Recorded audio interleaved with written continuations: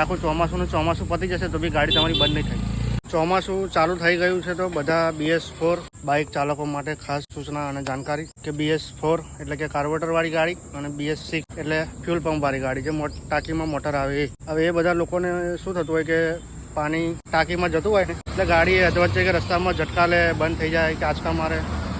જેમ કે આ ગાડી અમારી પાસે ગ્લેમર આવી છે એને પણ એવું ઘરાકે કીધું કાર્બોરેટર સાફ કરી નાખો, પણ કાર્બોરેટર સાફ કરવાની જરૂર નહીં। કાર્બોરેટરમાં ઓવરફ્લો કરો એટલે પાણી નીકળી જાય, પણ ટાંકીમાં પાણી છે એટલે ગાડી આંચકા મારે છે।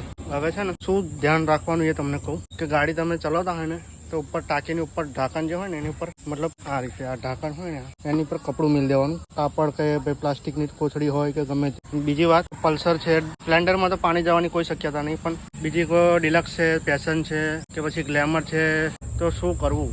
તો એના માટે ગાડીમાં તમારે કમસે કમ 3-4 લીટર જેવું પેટ્રોલ રાખવાનું।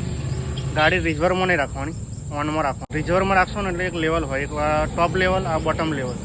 બોટમ રિઝર્વ રાખો એટલે બોટમ લેવલમાં પેટ્રોલ રહે અને પાણી બંને પેટ્રોલ બોટમ લેવલમાં રહે। હવે પાણી ભારે વસ્તુ એટલે નીચે બેસી જાય પેટ્રોલ ઉપર ચડી જાય એમ, એટલે પાણી જેવું તો રિઝર્વમાં કોક ચાલુ કરશો ને એટલે જે નીચે પાણી હોય ને એ પહેલું આવે કોકમાંથી એટલે સીધું કાર્બોરેટરમાં જાય એટલે ગાડી ઝટકામાં આવે, બરાબર। એટલે પેટ્રોલ 2-3 લીટરથી વધારે જ રાખવાનું। જેમ કે ફ્યુલવાળી ગાડીમાં તો જો કે રાખવાનું જ હોય છે 2 લીટર ઉપર, પણ કોકવાળી ગાડીમાં બી ચોમાસામાં ખાસ 2-3 લીટરથી ઉપર જ રાખવાનું, એટલે રિઝર્વમાં આવવા નહીં દેવાની ગાડી।